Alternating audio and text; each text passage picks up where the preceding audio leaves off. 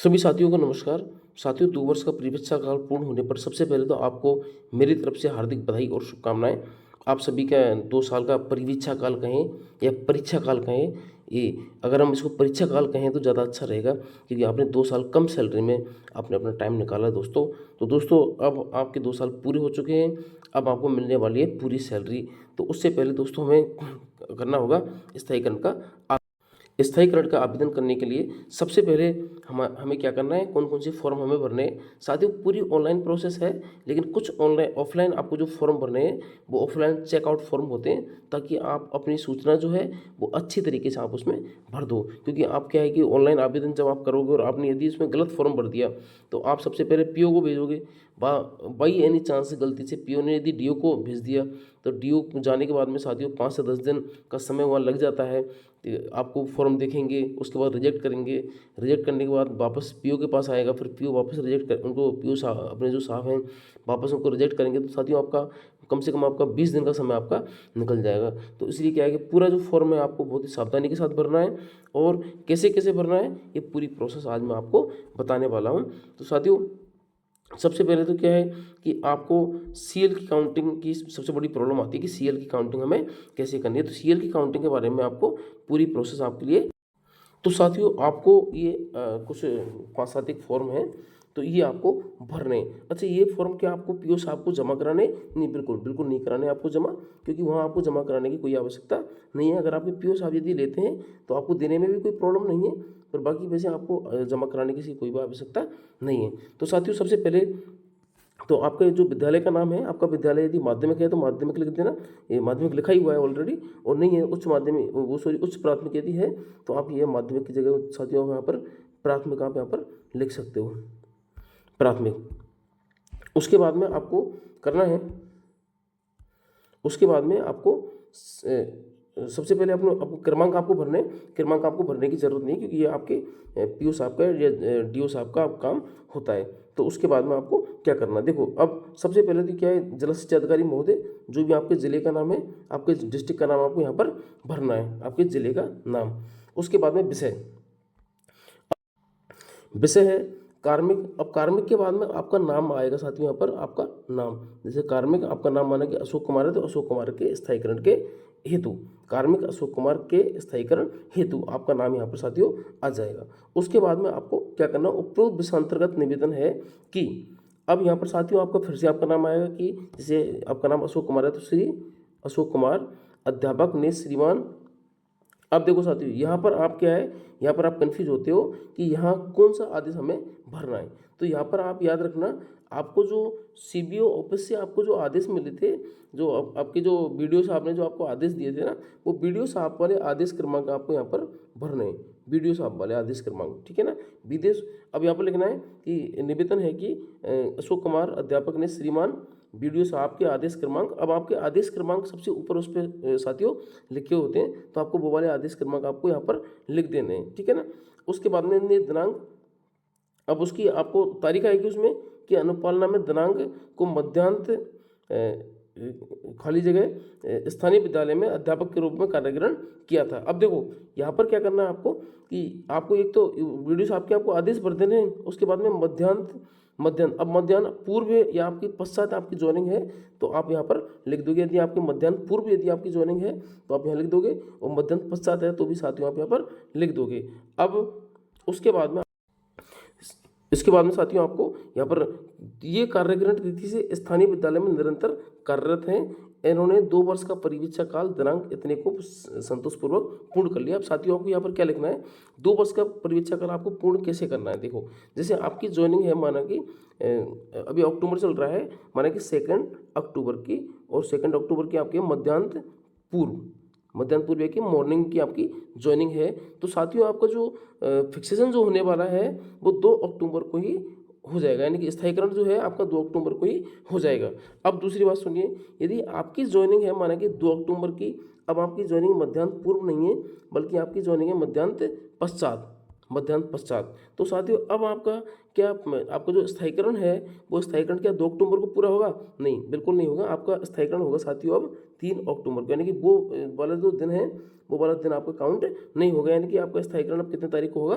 3 तारीख को। तो मध्याह्न पश्चात ज्वाइनिंग वाले ध्यान रखें, आपका स्थायीकरण एक दिन बाद में होगा, यानी कि उस तारीख पर आपका स्थायीकरण नहीं होगा। याद रखें आप इसको। उसके बाद में आपके अब देखिए यहाँ पर आपको संलग्न क्या करना है। संलग्न आपको ऑनलाइन स्थायीकरण आवेदन जो आपको स्टाफ विंडो के माध्यम से आपको भरना है। आपको पूरी प्रोसेस वो भी मैं आपके लिए बता दूंगा कैसे कैसे आपको फॉर्म आपको भरना है। तो साथियों सबसे पहले तो ये वाला फॉर्म आप भरोगे, ठीक है ना। तो ये आपको बाद में भरना है, क्योंकि अभी आप केवल आप डॉक्यूमेंट्स एक बार आप रेडी कर लीजिए कि कौन कौन से डॉक्यूमेंट्स हमारे को जरूरत पड़ेगी। श्रीमान जिला शिक्षा अधिकारी द्वारा जारी नियुक्ति पत्र, आपके जो डीओ साहब ने एक ऑर्डर किए थे ना जिसमें आपका नाम होगा उस ऑर्डर में, ठीक है। तो वो वाला ऑर्डर आपको यहाँ पर इसमें लगाना है, ठीक है ना, क्योंकि वो भी आदेश क्रमांक की आपको जरूरत पड़ेगी। श्रीमान बीडीओ द्वारा जारी नियुक्ति पत्र। अब देखो साथियों यहाँ पर मैंने आपको पहले कहा था कि बीडीओ साहब ने जो आदेश आपको दिया है उसी के आदेश क्रमांक यहाँ पर आपको ये वाले आदेश आपको यहाँ पर डालने। तो साथियों उसके बाद में आपको क्या करना है, देखिए उसके बाद में आपको क्या है कि बीडीओ द्वारा जारी नियुक्ति पत्र आपको डालना है, मतलब उसके बाद पीओ द्वारा साला दर्पण पर आपने जो ऑनलाइन कार्य ग्रहण किया था उसकी एक कॉपी आपको लगाने की, वो वाले आदेश क्रमांक की आपको जरूरत भी पड़ेगी। अब देखिए उसके बाद में आपको चाहिए एक सेवा संतोष प्रमाण पत्र ना। अब ये सेवा संतोष प्रमाण पत्र आपको जारी कौन करेगा? सबसे पहले तो आप यदि यूपीएस स्कूल में है या पीएस स्कूल में आप हैं, ठीक है ना साथियों, आप यदि यूपीएस स्कूल में है या पीएस स्कूल में है तब तो आपके क्या है कि आपके जो हेडमास्टर हैं वो हेडमास्टर साहब आपके ये करेंगे ना, ठीक है। अब माने कि आप हाँ सेवा संतुष्टि प्रमाण पत्र हेडमास्टर यानी कि जो आपका संस्था प्रधान है वो आपके बनाएंगे, चाहे वो प्रिंसिपल हो वो भी बनाएंगे, ठीक है ना। तो प्रिंसिपल यदि है तो आपको कहीं भी उसको फॉरवर्ड करवाने की जरूरत नहीं है, आपको सेवा संतुष्टि प्रमाण पत्र वो बना के दे देंगे। अब ये आप सोच रहे होंगे कि हमारे को ये जिला शिक्षा अधिकारी के या फिर इनके ये नियुक्ति ऑर्डर क्यों चाहिए, क्योंकि साथियों उसमें जो आपके सेवा संतुष्टि प्रमाण पत्र बनाएंगे ना उसमें ये सब कुछ उन्होंने डालना होता है कि इस कार्मिक ने जिला शिक्षा अधिकारी के आदेश क्रमांक और बीडीओ के आदेश क्रमांक, ठीक है ना, और सारे आदेश क्रमांक उसमें डालने होते हैं उनको, और कि कार्य ग्रहण किया था 2 साल का परिवीक्षा काल उन्होंने पूर्ण कर लिया है और संतोष पूर्वक पूर्ण किया है, तो ये सब कुछ वो आपके लिख देंगे उसमें। तो साथियों ये वाली प्रोसेस आपको अब समझ में आ गई होगी। तो आगे चलते हैं अपन। उसके बाद में आपको साथियों आपको 2 साल का आपको परीक्षा परिणाम आपको लिखना है। आप यहाँ क्यों लिखना जरूरी है, आप अभी लिख लेना इस पर आपके स्टूडेंट संख्या कितनी है, कितना प्रतिशत आपका रिजल्ट रहा है। तो साथियों आप थोड़ा ये ध्यान रखना, आपको रिजल्ट हमेशा 100% ही लिखना है। आपका रिजल्ट मुझे लगता है 100% ही रहा होगा, तो 100% ही साथियों लिखना रिजल्ट, क्योंकि परीक्षा परिणाम भी हमारे को लिखना है। अब लिखना क्यों जरूरी है, क्योंकि जब हम इसको स्टाफ विंडो से हम ऑनलाइन करेंगे साथियों तो उस टाइम पर हमारे क्या अलग अलग ऑर्डर आपको ढूंढने नहीं पड़ेंगे, लेकिन इन्हीं फॉर्मेट से आप उसको ऑनलाइन कर दोगे। उसके बाद में साथियों सबसे अहम बिंदु आता है आपका सबसे जो मेन जो पॉइंट जिसको मैं समझता हूँ जिसमें कार्मिक हमेशा ही उलझे रहते हैं, अवकाश प्रमाण पत्र। अवकाशों को विवरण। अब साथियों अवकाशों को विवरण आपको कैसे देना है, देखो सीएल की जो काउंटिंग होती है, सीएल की जो गणना होती है साथियों वो कैसे कैसे आपको करनी है, कैसे कैसे आपकी सीएल की गणना होगी, कहाँ से करनी है आपको, ठीक है। इस बारे में अलग अलग लोग अलग अलग बातें करते हैं, लेकिन आपको कंफ्यूज होने की आवश्यकता नहीं है साथियों। आपका परिवीक्षा काल आपका चल रहा है तो प्रोबेशन में जो सीएल की जो काउंटिंग होती है साथियों, उस प्रोबेशन में सीएल की जो काउंटिंग होती है वो बहुत ही इजी गोइंग तरीके से होती है, और उसके बारे में हम लोग क्या उलझे रहते हैं ना। तो हम उलझे इसलिए रहते हैं क्योंकि हम क्या कि नियमों को नहीं पढ़ते हैं। तो साथियों आपकी जो सीएल की जो काउंटिंग है वो ज्वाइनिंग टू ज्वाइनिंग आपकी रहेगी, ज्वाइनिंग टू ज्वाइनिंग आपकी रहेगी, यानी कि ज्वाइनिंग टू ज्वाइनिंग कैसे रहेगी। अब देखिए अब आपकी ज्वाइनिंग टू ज्वाइनिंग ऐसे रहेगी कि आपने जैसे माने कि कार्यग्रहण किया आपने 2 अक्टूबर 2023 को, ठीक है ना, और आपका फिक्सेशन आपका हो रहा है 2 अक्टूबर 2025 को। तो आपके 2 अक्टूबर 2023 से 2 अक्टूबर 2024 के बीच में आपने कितनी सीएल आपने ली, वो उन सीएलों का आपको उसमें विवरण बनना है, ठीक है ना। उसमें आपको ऑप्शन आएगा कि 1 साल की सीएल कितनी और 1 साल की इतनी, ठीक है ना। तो आपकी सीएल साथियों 15 से ज़्यादा नहीं हो, ये आप थोड़ा ध्यान रखें। यदि होंगी भी तो फिर आपको क्या डब्ल्यूपीएल आपको सेंशन करवाना पड़ेगा। डब्ल्यूपीएल सेंशन कराने का तरीका क्या है ये भी मैं आपको बता दूंगा, ठीक है ना। उसके बाद में क्या है, वेतन भुगतान संबंधी प्रमाण पत्र। अब वेतन भुगतान संबंधी प्रमाण पत्र क्या होता है, कौन इसको जारी करता है, तो वेतन भुगतान प्रमाण जो संबंधी प्रमाण पत्र जो होता है साथियों, वो आपके पीओ साहब आपको जारी आपको करेंगे ना कि आपने इतना इतना वेतन आपने लिया है, ठीक है, यानी कि आपने ज़्यादा वेतन नहीं लिया है। शैक्षणिक और प्रशैक्षणिक योग्यता का विवरण।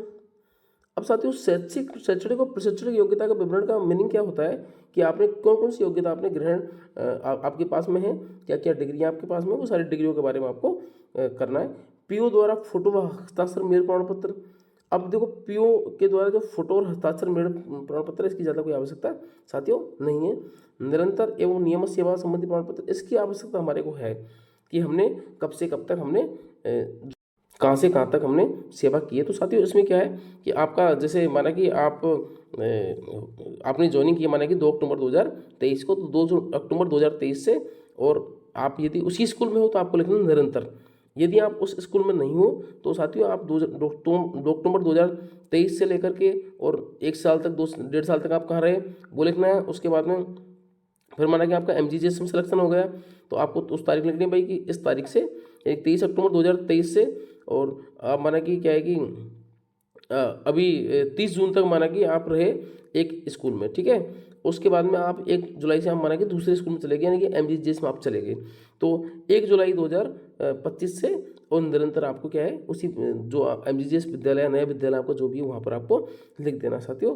तो उसके बाद में क्या है विभागीय जांच प्रमाण पत्र, यानी आपके खिलाफ कोई CCA 16-17 की आपके खिलाफ आपकी कार्रवाई तो आपकी नहीं चल रही, तो वो वाली आपको प्रमाण पत्र इसमें देना, ठीक है। तो वो आपके पीओ साहब आपको लिख देंगे कि आपके खिलाफ कोई कार्रवाई होगी नहीं, तो आपको कुछ भी आपको ऐसे डरने की कोई भी आवश्यकता आपको नहीं है साथियों। तो उसके बाद में साथियों चर्चा करते हैं अपन आगे, अपन को किस टाइप से अपन को फॉर्म अपन को भरने हैं। देखिए अब उसके बाद में क्या, सेवा संतोष प्रमाण पत्र, ठीक है। सेवा संतोष प्रमाण पत्र यानी कि आपने जो सेवा आपने दी है उसमें आपने कितना आपने कितनी आपकी सेवा से संतुष्ट है, प्रमाणित किया जाता है कि अब आपका नाम यहाँ पर आ जाएगा, पद अध्यापक पदस्थापन स्थान यानी कि आपके विद्यालय का नाम, इनकी प्रथम नियुक्ति दिनांक। अब साथियों आपकी जो प्रथम नियुक्ति दिनांक है साथियों वो यहाँ पर आ जाएगी, यानी कि आपकी जो आपकी ज्वाइनिंग है ना, डेट ऑफ ज्वाइनिंग, वो वाली ज्वाइनिंग आपको यहाँ पर देनी है। को अध्यापक पद पर निरंतर शिक्षा विभाग में कार्यरत है ना, और उनकी क्या है कि पदस्थापन। देखो साथियों अब यहाँ पर ये क्या है, फॉर्मेट क्या है, इस फॉर्मेट को आपको देख कंफ्यूज होने की जरूरत नहीं है। आप माना कि जैसे एक ही स्कूल में हो शुरू से, ठीक है, तो आपकी आप यहाँ लिख दोगे पदस्थापन स्थान, आपके स्कूल का नाम लिख दोगे, ठीक है, पद आपका अध्यापक हो जाएगा यहाँ पर, ठीक है ना। सेवावधि, अब सेवावधि का मतलब क्या है, जैसे आप 2 अक्टूबर से लेकर के और आज तक आप यहीं पर हो ना, तो 2 अक्टूबर 2023 से आप इसमें लिख दोगे निरंतर, 2 अक्टूबर 2023 से साथियों आप क्या है निरंतर। अब कुछ साथियों को क्या ट्रांसफर हो गया था, तो उन साथियों को क्या लिखना है, तो देखो आपकी फर्स्ट पदस्थापन स्थान तो आपके यहाँ पर आ जाएगा, पद आपके यहाँ आ ही जाएगा अध्यापक। उसके बाद में साथियों आपको क्या है लिखना है, सेवावधि में क्या लिखना है आपको, जैसे आपकी माना कि 2 अक्टूबर से और 2 अक्टूबर और साथियों 2023 से लेकर के से, देखो ऐसे आप डेस मार देना। उसके बाद में क्या है माना कि आपको 30 जून 2025 तक आप एक विद्यालय में आप रहे ना, तो वो विद्यालय आपका आ जाएगा। उसके बाद में साथियों उसके बाद में क्या होगा कि नया वाला जो विद्यालय आपको नीचे आ जाएगा, सेकंड 2 नंबर आप डाल देना, पॉइंट नंबर 2 आप यहाँ पर डाल दोगे, ठीक है, पॉइंट नंबर 2 आप इधर डाल दोगे, फिर आप लिख दोगे कि MGGS ये वाला विद्यालय, और उसके बाद में क्या है यहाँ पर पद अध्यापक आपका रहा है, और यहाँ पर क्या है कि जैसे आपने 1 जुलाई से आपने ज्वाइनिंग माना कि आपने किए, तो 1 जुलाई 2025 से, और साथियों क्या आ जाएगा निरंतर 1 जुलाई 2025 यहाँ पर क्या आ जाएगा आपका निरंतर आपका आ जाएगा। तो ये वाला आपका प्रमाण पत्र आपका कंप्लीट हो। अब साथियों अब देखो यहाँ पर आपको क्या करना है, इन्होंने 2 वर्ष का परिवीक्षा जो काल है वो इतने तारीख को पूर्ण कर लिया है। अब मैंने आपको पहले ही कहा था कि साथियों आपको यदि आपकी ज्वाइनिंग मध्याह्न पश्चात है तो आपका 1 दिन बाद में आपका फिक्सेशन होगा, यदि आपकी ज्वाइनिंग मध्याह्न पूर्व है तो उसी तारीख पर आपका फिक्सेशन हो जाएगा जिस तारीख पर आपकी डेट ऑफ ज्वाइनिंग है। तो उसके बाद में क्या साथियों इसमें, और आपने किसी प्रकार का अवैतनिक अवकाश आपने नहीं लिया है, यदि आपने अवैतनिक अवकाश यदि लिया है तो अवैतनिक अवकाश की कॉपी भी साथियों उसमें लगेगी, ठीक है ना। और उनके खिलाफ कोई भी जांच लंबित नहीं है ना, तो आपके खिलाफ कोई भी जांच, उम्मीद करता हूँ कोई भी जांच आपके खिलाफ लंबित आपके नहीं होगी साथियों। उसके बाद में साथियों आपको क्या करना है, देखिए यहाँ पर उसके बाद में आपको ने परिवीक्षा काल में 2 सुश्री आपका नाम यहाँ पर आ जाएगा, परिवीक्षा काल के 2 वर्षों में कक्षा 1 से 8 जो भी है विभिन्न विषयों में आपके परीक्षा परिणाम आपका ये रहा है। तो आपकी स्टूडेंट विषय है ना, जो विषय आप पढ़ाते हो, कुल छात्र कितने इन ग्रेडों में कितने कितने आए और आपको परिणाम का प्रतिशत आपका साथियों कह रहा है। दूसरे वर्ष में भी आपने क्या क्या किया है वो सब कुछ यहाँ पर साथियों आप सभी साथियों का रिजल्ट अच्छा ही रहा होगा। तो यहाँ पर क्या है कि आपके रिजल्ट वाली जो लाइन है वो भी आपकी आ जाएगी। आपका रिजल्ट यहाँ पर अच्छा रहा है साथियों और किसी प्रकार के आपके खिलाफ कोई भी कार्रवाई नहीं हुई। अब देखिए साथियों मेन पॉइंट यहाँ पर आप सभी यहाँ पर कन्फ्यूज होते हो। तो ये देखो क्या है कि परिवीक्षा काल में लिए गए अवकाशों का विवरण। अब देखो यहाँ पर क्या लिख रहा है कि अवकाश कार्यग्रहण दिनांक से यानी आपकी जो डेट ऑफ ज्वाइनिंग है आप लिख दोगे भाई डेट ऑफ ज्वाइनिंग से लेकर यानी 2 अक्टूबर से लेकर के और 2 अक्टूबर 2025 तक, ठीक है ना। या आपका फिक्सेशन यदि 3 अक्टूबर को हो रहा है, मध्याह्न पश्चात ज्वाइनिंग है 3 अक्टूबर 2025 तक आप यहाँ पर लिख दोगे साथियों। अब आपको क्या करना है, डेट वाइज आप साला दर्पण पर जाओगे यानी कि अपनी स्टाफ विंडो पर डेट वाइज आप अपने जो सीएल है वो सीएल आप यहाँ पर लिखोगे कि इस तारीख में मैंने इतनी सीएल ली, यानी पहली सीएल मैंने इस तारीख को ली, दूसरी सीएल मैंने इस तारीख इस महीने को ली, तीसरी सीएल मैंने इस तारीख को ली। तो इस तरीके से आपको 1 साल का आपको यहाँ पर भर देना है। अब कौन सा 1 साल, आपकी डेट ऑफ ज्वाइनिंग से लेकर के 1 साल। जैसे आपकी 2 अक्टूबर को ज्वाइनिंग है तो 2 अक्टूबर 2023 से 2 अक्टूबर 2024 तक का तो विवरण इसमें आ जाएगा साथियों। उसके बाद में अगला विवरण आपका इसमें आ जाएगा, ठीक है ना। अगला विवरण आपका कहाँ आ जाएगा, इस वाले पोर्शन में आपका आ जाएगा साथियों, ठीक है ना। अब देखिए, अब कैलेंडर वर्ष यानी कि इतने से और इतने तक आपने कितने कितने लिए ना। अब एक थोड़ा सा आप ये और इसमें से निकाल लेना। वैसे आपको ये भरने की कोई आवश्यकता नहीं है क्योंकि ये आपके ऑनलाइन में आएगा नहीं, ठीक है साथियों। अपन वही काम अपन कर रहे हैं जो हमें ऑनलाइन में अपन को भरना है। अब क्या है कि देखो आपके जो पीओ साहब हैं, आपके संस्था प्रधान हैं, संस्था प्रधान यहाँ पर आपको लिख के देंगे कि इसने इतने 2 साल में और इतने अवकाशों का उपभोग आपने किया है। अब माना कि आपके 10 सीएल हैं, 10 सीएल और अन्य किसी प्रकार का यदि अवकाश आपने लिया है तो वो वाला अवकाश भी यहाँ पर साथियों आ जाएगा। उसके बाद में साथियों वेतन भुगतान संबंधी प्रमाण पत्र, आपको इसमें कुछ भी करने की आवश्यकता नहीं है, पीओ साहब खुद ही करेंगे, ठीक है ना साथियों। आपको कहने की भी आवश्यकता नहीं है उनसे। ये योग्यता जो है साथियों ये आपकी ऑलरेडी आपके प्रपत्र 10 पर आपके जब ज्वाइनिंग हुई उस समय आपने भर दी थी, तो ये आपको भरने की आवश्यकता नहीं है। यदि आपका योग्यता यदि कोई मिस्टेक यदि है तो आप प्रपत्र 10 को साथियों आप ओपन करवा सकते हो। जिला शिक्षा अधिकारी के प्रमाण पत्र साथियों इसकी आपको कोई आवश्यकता नहीं है, या आपको बिल्कुल नहीं भरना। अब निरंतर ये वो नियमित सेवा प्रमाण पत्र, इसकी भी कोई आवश्यकता नहीं क्योंकि पीओ साहब ने ऑलरेडी आपका बना दिया, ठीक है। ये CCA 16 और 17 की कार्रवाई बिल्कुल आपको कोई भी आवश्यकता साथियों इसकी नहीं है। तो साथियों उम्मीद करता हूँ आप सभी को समझ में आ गया होगा। अब उसके बाद में साथियों आपको क्या करना है, उसके बाद में आपको जाना है स्टाफ विंडो पर, ठीक है ना। और उससे पहले यदि आपने हमारे चैनल को यदि सब्सक्राइब नहीं किया साथियों तो आप जल्दी से चैनल को सब्सक्राइब कर लीजिए ताकि आगे की सारी लेटेस्ट अपडेट आपको मिलती रहे। तो साथियों अब आगे की प्रोसेस में आपको बताने वाला। तो साथियों आगे की जो प्रोसेस है ऑनलाइन प्रोसेस होगी आपकी। ऑनलाइन प्रोसेस में साथियों आपको क्या करना है कि स्टाफ विंडो पर जाना है। स्टाफ विंडो पर जैसे आप लॉगिन करोगे साथियों आपको अप्लाई नाम का एक आपको आइकन आपको मिलेगा साथियों। अप्लाई पर जब आप दबा दोगे तो सारी प्रोसेस वहाँ से आ जाएगी, जिसकी मैं आपको दूसरी वीडियो आपके सामने में लेके आऊँगा साथियों। तो ये तो आपकी ऑफलाइन वीडियो थी, ऑफलाइन प्रोसेस थी साथियों। तो आपको मुझे उम्मीद है कि आपको सब कुछ समझ में आ गया होगा, क्या क्या डॉक्यूमेंट्स आपको इकट्ठे करने सब कुछ साथियों आपके समझ में आ गया होगा। थैंक यू साथियों, आपका इसने ऐसे ही आपका स्नेह बना रहे साथियों।